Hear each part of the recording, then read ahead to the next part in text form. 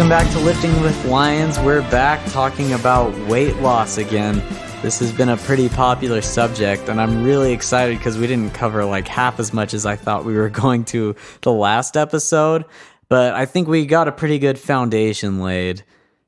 So we are going to kind of continue from where we left off, which was trying to figure out where you're at. Do you want to maybe just give a little recap if it's been a couple of episodes? Do you remember? Yeah. So I think we summed it up by just going over the list of suggestions we made to start your weight loss journey.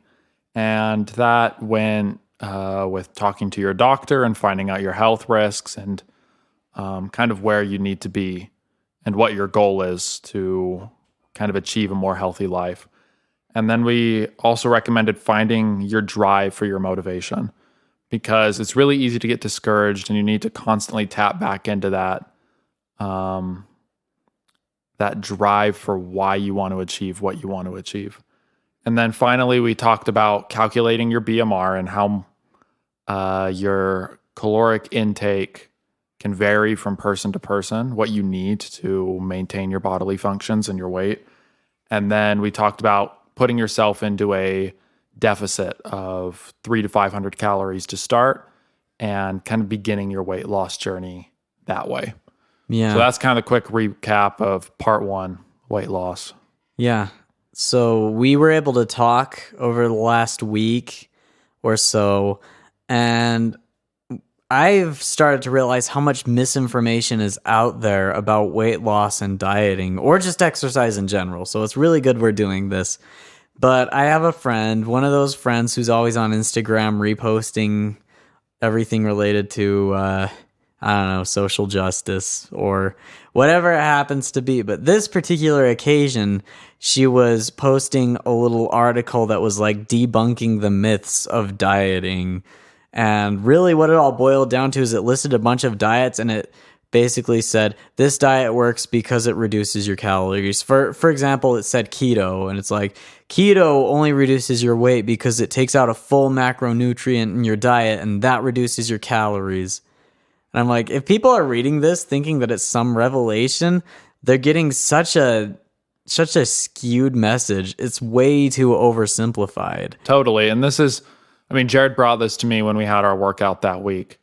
And honestly, that's just what it comes down to, is people want things to be easy to consume on social media, and they want to get hits on their posts, and they want to get likes and follows.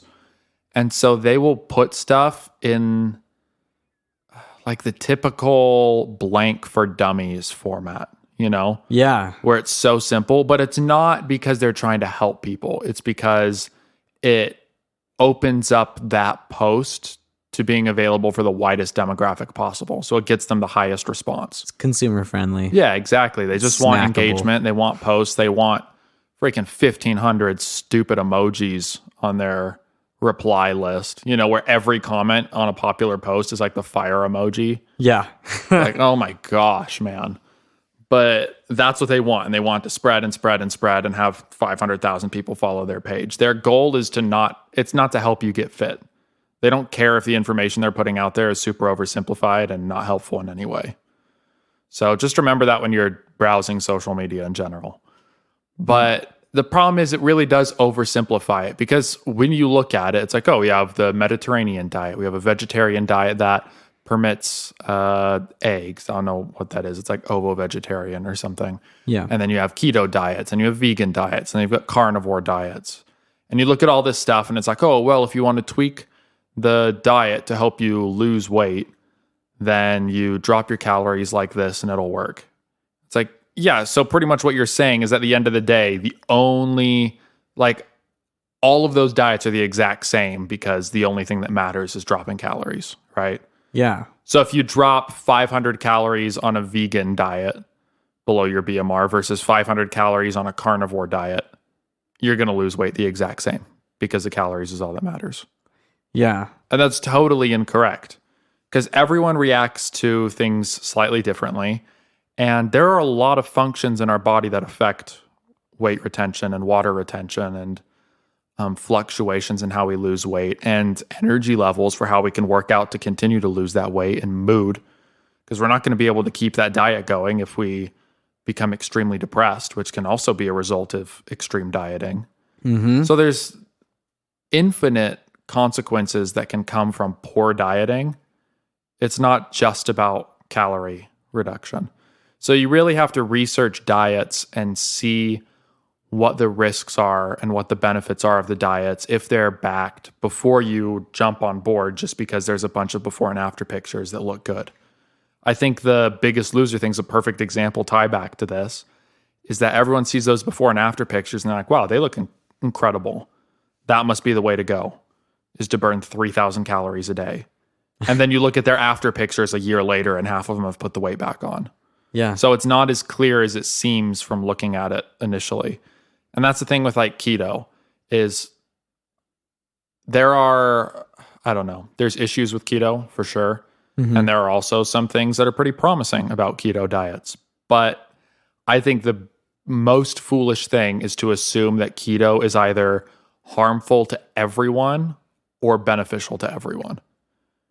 And you hear of experiences of people getting like super serious like keto flu symptoms, where they get super sick from going on the diet. And you can argue that, oh, they did this improperly or they didn't apply this concept the correct way. But at the end of the day, it really is true that people's bodies react differently to different dieting attempts. Yeah. And so to just say every diet's going to work the same for every person who goes on it isn't true. Yeah. Every routine's going to be different for everybody. And Tenny's hit on some things already that I really want to drive home. First of all, we've said it before, but the point of Lifting with Lions is, number one, to help you be able to customize something that's going to work for you, you know, giving you the information, but you make your own plan. And number two, we also are here to kind of dispel these false rumors, you know, all of this misinformation. And so that's kind of something that we'll do here, but something that you've got to do on your own too.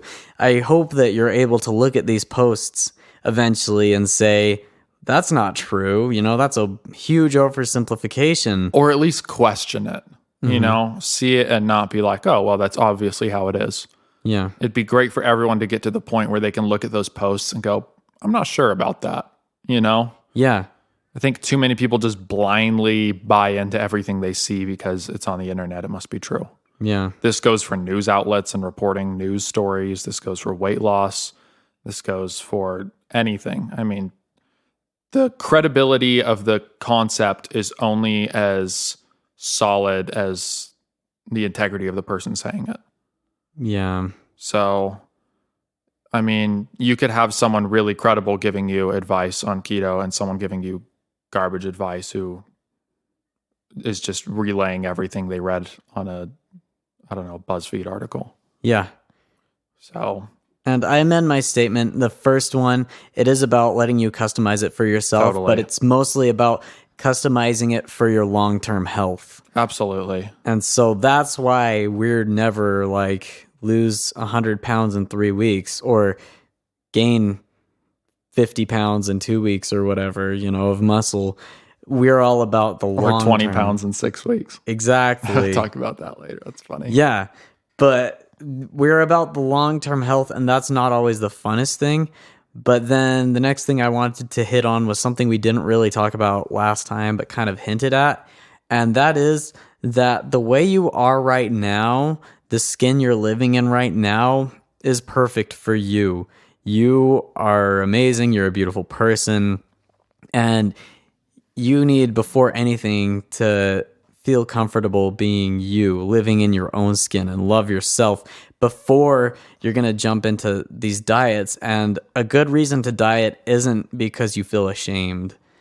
And that, I mean, we have to clarify this whole thing a lot because I personally don't buy into 100% body positivity. There's no risks of unhealthy behavior. There's no Yes. issues with being obese, because obviously there are health risks that are associated with it. And I would never encourage anyone to be in an obese state, Yeah. period. Yeah. I don't encourage it. And so Jared and I talked about this a bit before the episode and kind of the I don't know, the misrepresented connotation of saying you're beautiful the way you are. Mm-hmm. Because that's taken by two groups of people nowadays. It's people who are 100% full, hardcore body positivity, attack everyone with vitriol on the internet who disagrees otherwise. And then there's the other side of people who say, you're all stupid and fat shame everyone, pretty much, and say you're all fat. Yeah. So there's two types of people on the internet right now who are the loudest groups who attack each other using that thing. So our whole premise of kind of implying that you're beautiful the way you are is that you don't have to fuel your motivation with self-hate. Yeah. And it's totally possible to want a different life for yourself without hating who you are now. Yeah. Because there are plenty of things I don't love about my body, Right. that I would love to change. But that doesn't mean I hate myself who I am now. Mm-hmm. I aspire to change those things, and I'm super proud of the progress I make when I accomplish it. But I'm doing it because I want even better for myself than what I have now. Yeah. And so, I don't know, you'll see comedians and stuff and plenty of other people who aren't doing it to be funny. They genuinely believe it. And they say, oh, the best thing for my personal weight loss was to pretty much just get to that point where I was disgusted in myself. And it just pushed me to change who I was. But, I mean, good on them that worked for them and they improved themselves and they love themselves now. But you don't have to fuel this disgust for yourself to want something better. Don't do it, actually. Yeah, don't do it. And I don't know. I think there's a big balance between wanting to achieve something great and being happy with who you are currently. Yeah, exactly. And really, in the end, it comes as kind of an emotional, intellectual state, because if you don't love yourself now, if you can't learn to love yourself as you are, then when those improvements come, you won't love yourself then either. Totally, because you see a lot of people who achieve their goals and they're still not happy. Yeah. It's like the thing with money, where people always think, oh, if I'm rich, I'll be happy. And you see plenty of people get money and they're still depressed. Yeah. And it's not that simple where you just change one thing about yourself, it can be for some people, but for the majority of people, I don't think it's such a simple change to where you can lose 50 pounds or you can get $100,000, you can get a better job, and all of a sudden your life is perfect. Yeah, that's not how it works. There's always going to be things, and obviously disregarding like chronic depression and stuff like this and hormone imbalances, but lightly stated, being happy takes practice. Yeah. You have to learn to look at things positively when they happen. I didn't always look at things that happened to me and like laugh at them. I used to get really upset and discouraged when I failed at stuff. And now when I fail at a lot of things, I just kind of laugh and push past it. Because it takes a lot of practice of staying determined and looking on the bright side, and it gets easier over time. Yeah. So, I don't know. There's more work you have to put into yourself than just losing weight or gaining money. Yeah. You have to focus on changing who you are and what's important to you along the way. Exactly. This is a process of becoming the best version of you. And, if you've exercised before, you know that there are some days where you wake up, or even if you work out in the afternoon, you don't want to go do the next set. You don't want to do leg day. You don't want to do abs. You don't have the motivation to do that extra rep or whatever it is. And if you're doing it because you don't like yourself, because you hate who you are, how much motivation are you really going to have? Totally. But I can tell you from experience, I've really begun to love the person that I am becoming through these exercises and through diet and everything. And I can look at it and be like, I want to go work out because I've loved how it makes me feel. I like who I'm becoming, and it's just getting better and better. It's redefining myself every day. And that's kind of what you got to do. I won't take too long on this subject, but just realize that hating yourself isn't a good reason. We live in a culture full of shame, and shame isn't a reason, but trying to love yourself and become your very best self, that's a great reason. Yeah, and I think it can all kind of be summed up, at least for me, by saying that just because someone is overweight or they're obese or something, that is not who that person is. Yeah. Like, that's not the only thing about them. Doesn't define you. It doesn't necessarily. define them, and it's not a reason that they would ever be any less of a person. Yeah. Someone isn't any weaker of a person because they weigh a different amount. Yeah. And that goes the complete other side of the argument. Someone should never be shamed for being underweight. Yeah. And you shouldn't treat people poorly just because of super shallow stuff like that. Yeah. And there are health risks to being obese, you know? Yeah. There are also obviously health risks to being extremely underweight. Yeah. There's health risks to being excessively athletic, because you see constantly that there are really hardcore women who have a lot of problems with menstruation and with pregnancy. Yeah. Because they're just so hard on their body. There's people who overtrained and damage their muscles, or they damage their back, or they rip ligaments. There's a million unhealthy things about these guys who are pro bodybuilders and who have huge bloated guts and are juiced to the gills, and their hearts give out at 38, you know? So it's not just one category of person where you can say, oh yeah, but you're unhealthy. You know, everyone's goal should be to improve themselves and to constantly be working on themselves. Yeah. And so you can't just limit that to one type of person. Yeah. We don't care who you are. And half the time it's no one else's business anyway. Yeah, it's true. You know, who cares? We don't care who you are right now. What we care about is the fact that you're here becoming healthier along with us. Exactly. And this comes to one of my pet peeves, is you'll see this constantly online, is, I don't know, there's someone who's super athletic, or there's someone who is super, super morbidly obese, you know, and you have people online who criticize them for something, and people say, oh, well, why are you criticizing them? And then the person criticizing them says, well, I just care about them. I just don't want to see them die. I would just be sad to see this person die at such a young age. You know, it's like, I just care about them and am looking out for them. It's like, sorry to be cynical here, but they don't care about that person. End of conversation. Yeah. Most people on the internet and who you've never met don't care about you, and that's just a fact of life.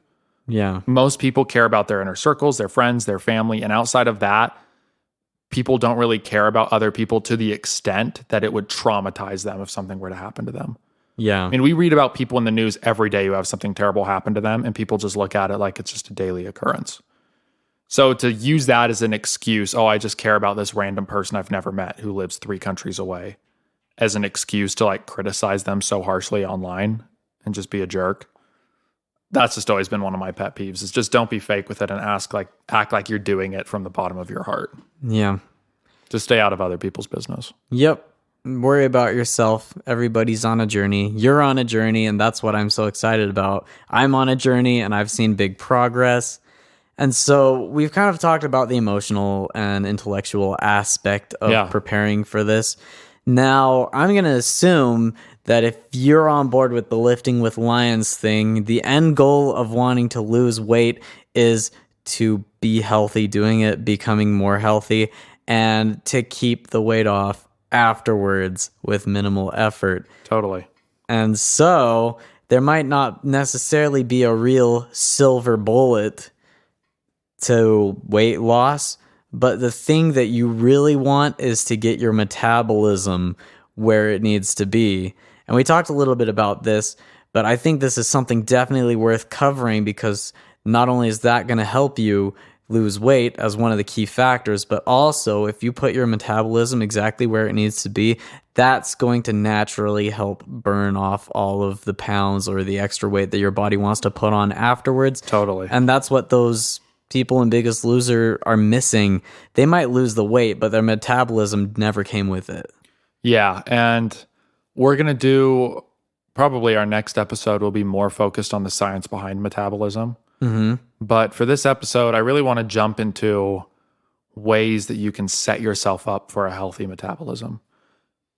And that's something that a lot of people use as almost clickbait on the internet, Yeah. Like tweak your metabolism. It's not that simple.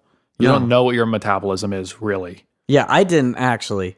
Legitimately, I assumed because throughout my life, I have had a high metabolism. That's why I always stayed so skinny, I guess. And I didn't eat very much, so that didn't help. Right. But, I thought the metabolism was a process in your body, and that's not exactly true. A metabolism is really a measurement of a lot of things. Because it's a couple different things. Your metabolism or your metabolic rate is definitely a process in your body, but people seem to discuss metabolism like it's a number that your body's producing. They use it as, because typically metabolism is a chemical process in our body, and it has to do with fatty acids in the kidneys, and it affects everything from weight gain to water retention in our body. But that's what I meant. Sorry. It is a process in our body, but it's not like one thing that happens. It's more complicated than that. It's a whole combination of different factors. And we group that into something we call metabolism. Yeah, and so people would typically cherry pick from those factors and be like, oh, this is your metabolism. This is your metabolism. Right. But the truth of the matter is, it's not that necessary to get so worked up about figuring out your exact metabolism. Because sorry to disappoint people, you're probably not going to be able to do it. It's just so complex and so unspecific in a quantitative way that you're not really going to be able to say like, oh, my metabolism was at 7 and now it's at 13. Just put a number on it. Yeah, you can't measure it like that. But you can set yourself up for certain, metabolic behaviors in your body that can help you reach your goal. And so to get into a healthy state where you're setting yourself up for this position, I think the first thing you need to do is just have a consistent and regular diet. If you're eating at 2 a.m, if you're eating at 4 a.m. one night, if one day you eat 4,000 calories at lunch, even if you're supposed to be eating 5,000 calories a day because you're mini Michael Phelps or something, if you consume that all in one meal when you normally consume it in 4 meals across the day, all of this affects your body. It affects the way we burn the food off. It affects the way we metabolize that energy within the body. And it affects the way we feel throughout the day. We might have less energy one day and a huge energy spike the other day because we're having different balances of when we're taking in different macronutrients. So it's important to be regular and consistent with your diet, no matter what diet you're doing. Keep it at regular intervals and don't switch it up every 3 days. And don't randomly just go on crazy snacking sprees at different times of the day. Try to keep it consistent. Would it be safe to say that your body's trying to learn what its food intake is going to be consistently so that it can adjust for that? I'd say the safest thing to say is that our body likes equilibrium. Yeah. We like things to be in a normal state and we resist change. Right. We don't like things that screw up how our body's naturally processing things. This comes with our contractile tissue in our muscles, and if we're not used to lifting things a certain way and then all of a sudden we super shock the muscles. I mean, there's huge bro science behind that, shocking the muscles. You always need to keep them confused so that you never plateau. But I mean, that's not really how it works. Yeah, that's what I do in my relationship with my wife.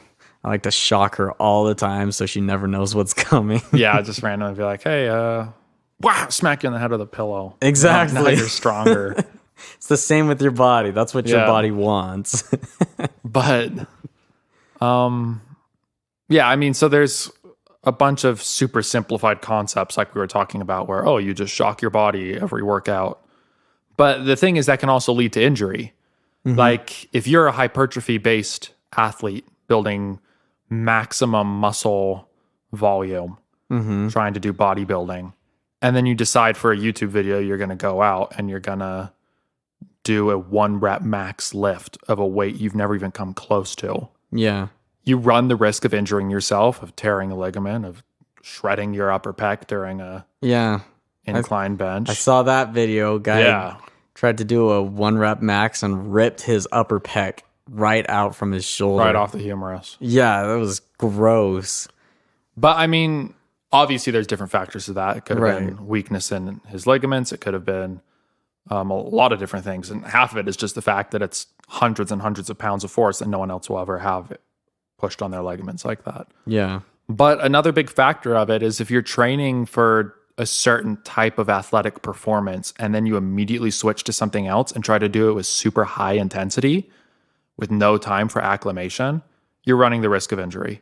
Right. So, yeah, big tangent on that, but pretty much something that can help set you up for good metabolic health is to be regular.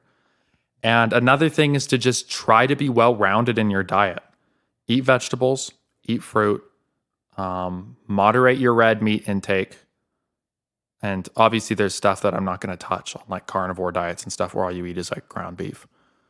But typically what I think everyone should focus on is getting a wide variety of fruits, vegetables, grains, meats, and just really trying to cover all your bases and make sure you have all the nutrients and vitamins you need. Yeah. Because all of those influence the processes within our body. And if you have deficiencies, I mean, you can just Google iron deficiency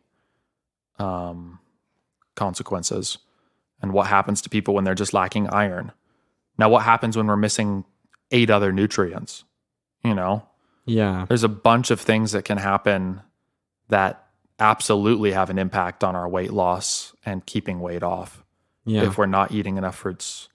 Well, not fruits, nutrients and vitamins and minerals. So it's super important to just keep a well-balanced diet and then consume that balanced diet on a regular interval.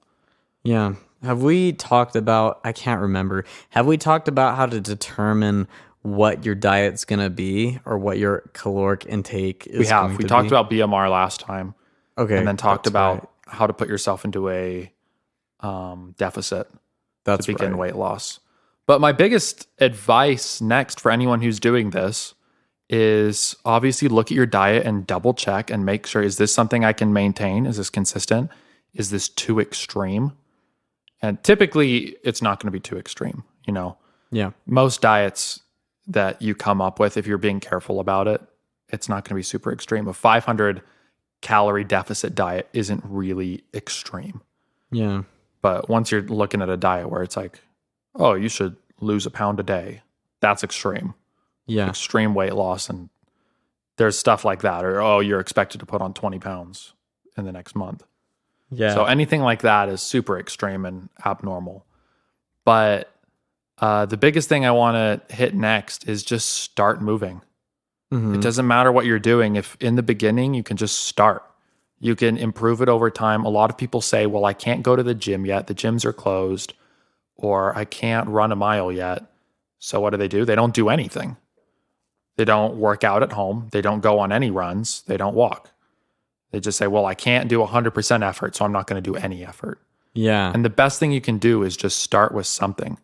It doesn't matter if you start by walking 100 meters outside of your house. You walk to the end of the street and back. If you can just do that, that's something.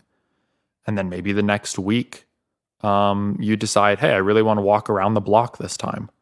And that's how it starts, is you really just need to start moving. Get up and walk around between every hour when you're sitting at your desk at work. Go get a smaller water bottle so that you have to refill it more often. And so it just forces you to walk around. Just something simple like that. Yeah. Pick a couple really easy at-home exercises, whether it's like push-ups or sit-ups or just stuff like calf raises and jumping jacks. Mhm. Just find something to do, air squats, and just get moving. Yeah. So if I could ask you a question Yeah. with the little bit of time we have left. Now that I've been tracking my calories, and I've also been tracking more or less that app will tell you how many calories your exercises most likely has burned or will burn. And I look at those exercises and some of them are like 100 calories and I could eat that in a second, you know? Totally. So it would be logical to me to say it's more important Okay, just let me hear me out for a second. It's more important to understand your food intake than it is to understand your exercise, but I know something deep down tells me that that's not completely true. So I feel like you don't want to rely your amount of calories on like eat as much as you want and then work out to burn it, but also there would be problems with just eating the just right amount of calories and living a stagnant life. I don't think I see exactly where you're going with it. Okay, thanks. And I don't think you're inaccurate at all. Okay. So obviously there's different ways you can take it, but I know what you're trying to say. And I don't know. I tie this back to something that's constantly repeated, is that it's a lot easier to prevent the weight from being gained in the first place through diet than it is to lose it after you've eaten that food. Mm-hmm. And so your diet has a way bigger impact on your weight loss and weight gain than your exercise does. And so let's say you go out and you heavy weight lift for an hour and you maybe burn, 200 calories? Yeah. Because a lot of weightlifting, because the rest intervals you're taking, it doesn't burn that many calories. And then let's say for lunch, you ate your normal meal and then you decided, today I'm going to just grab a couple gummy worms out of this bag and eat them. I use gummy worms as the example because that's what I like. I always have a bag of gummy worms at my house. I didn't know that. Yeah, I do. They're in my pantry. Anytime we go shopping, we go to Winco where they have like those bulk boxes. Yeah. And I always get the bag and I measure out like 15 gummy worms. Yeah. I just keep them in my pantry for any day I get a really good bench press. It's like my reward. Good job. Eat that gummy worm. But let's say you just grab some gummy worms and you don't even think about it. Yeah. But you're so obsessed and you go, wow, I burned 200 calories during my workout. But you didn't realize you might have eaten 250 in a couple gummy worms. You know? Like the food that you eat can so quickly add up to calories and it takes so long to burn it off that typically it's just a lot better use of your time to really focus on what you're eating and how your diet is constructed than it is to obsess about exactly how many calories you're burning.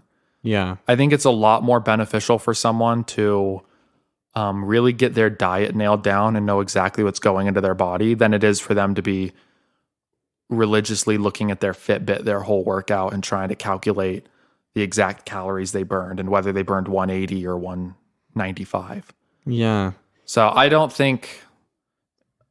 know. I don't want to say it's energy wasted, but I think people should focus less, unless you're doing really high intensity workouts. You know, you're doing HIIT training, you're doing long distance cardio where it really is burning hundreds and hundreds of calories.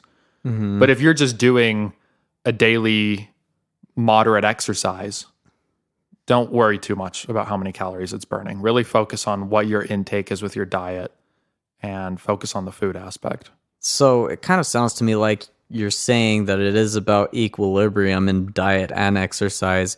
Try and keep your exercise decently consistent and keep your diet decently consistent, and then you'll start to recognize this is how much I burn a day, this is how much I eat a day, and make them work out to hit your goal. Yeah, and at least be aware if it's not consistent.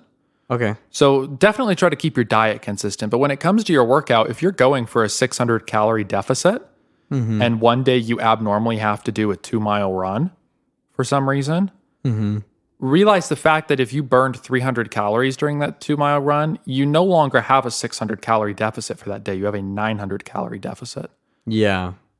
So if you're trying to reach a goal, whether it's weight loss or weight gain, and you do something abnormal in your exercise, or you ramp up your exercise routine, just take that into account that if it's a significant amount of calories that it's burning, you need to consider that that's also going to be creating a greater deficit or a greater surplus in your calories. Yeah. So if we really want you to put on at least 500 calories a day, Jared, but we start having you work out an extra half hour, we also have to consider the fact that maybe you've burned an extra 75 calories, so you actually need to eat 75 more to keep you at a 500 steady surplus. Does that make sense? Yeah, that does make sense. So just consider the fact that those two, like you were saying, they work hand in hand to create that equilibrium.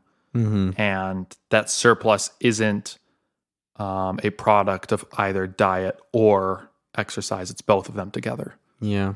Okay, can I throw out one more hypothetical? I know we're running Do out it. of time here, but what about somebody who knows exactly what calorie intake, what their caloric intake they need to be? Let's say it's like 1,500 calories a day that they need to eat to lose weight. That's their deficit. Let's say they're following that diet but not exercising. What's going to happen? Well, I mean, they could lose weight. You don't necessarily have to exercise to lose weight. If you just, I mean, look at Survivor, the TV show. You have people on there and you don't see any of them working out on the beach, and they probably aren't. A lot of them just lay around all day, but because they're eating rice and coconuts and they're just eating really low calorie food, they're losing tons of weight. Yeah. There's no exercise. I mean, they're doing the challenges and stuff, but challenges aside, because they're not burning 2,000 calories on a challenge. Yeah. Some of these people on these 30-day shows lose over a dozen pounds. Yeah. So a lot of the reality of it is you don't necessarily need exercise to lose weight. But a lot of people exercise because it serves a dual purpose. It helps you lose weight faster, and it also helps your body become stronger as you're leaving that previous state of, I don't know, like an unhealthy lifestyle. Yeah. So you're losing the weight and you're also becoming stronger for the future, especially for stuff where you're losing a lot of weight and you're doing extreme weight loss stuff and you're going from 400 pounds and you're trying to hit like 160. Yeah. Is that you're going to have a lot of loose skin. You're really going to have changes with your body that are very dramatic. Yeah. And working out and trying to tone the muscles and keeping the body active can help, I don't know, shape the body as we change it. Yeah. Does that make sense? Yeah. Because it seems like when you're losing weight, you're not always just losing fat. You may very well be losing muscle. Absolutely. Yeah, I'm so glad you said that. Yeah, I mean, that's definitely something we have to mention is when people gain weight, they gain muscle as well as fat. That's why a lot of people who are very high body weight can actually lift a lot of weight sometimes. It's that our body naturally packs on muscle as we pack on fat. It might not be an optimal amount of muscle. You know, you're not putting on just tons and tons and tons of lean muscle, but you will naturally gain muscle, however much that may be. And so when we lose weight, it's the same thing. We lose muscle as well as fat.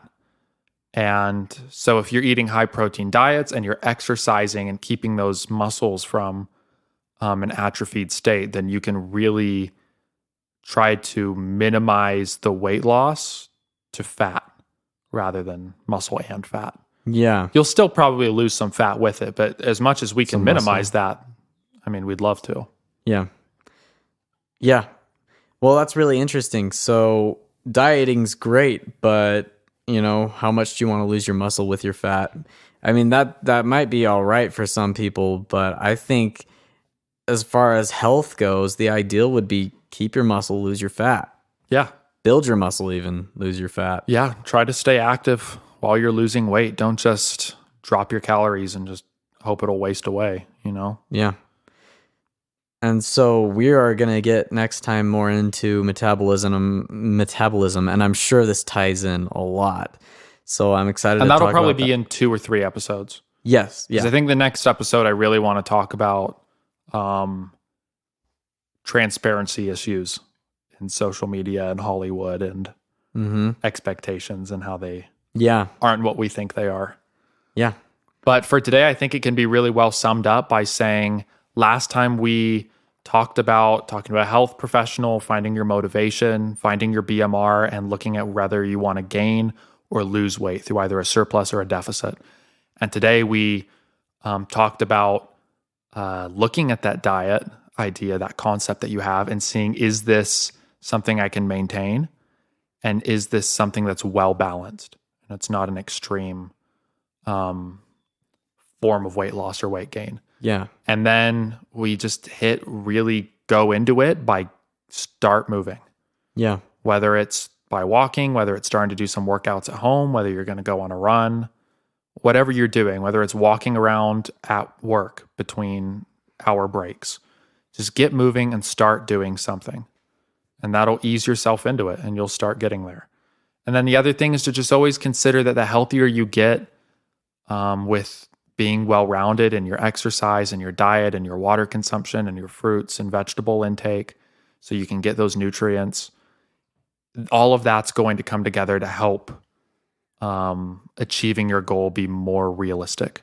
It's a lot easier to attain something if you're doing well in 50 areas and you can pinpoint it to a couple on why it might not be working. Yeah. If you can't lose weight and every aspect of your life is unhealthy, it's really hard to figure out what's causing the most issues. Yeah. But if you're doing the best you can in every area of your life and you're not losing weight still, you might be able to narrow that down to something like how much you're exercising and calories. Yeah. All right. Well, thank you for joining us. Again, this is Lifting with Lions. Tune in next time, and we will see you soon.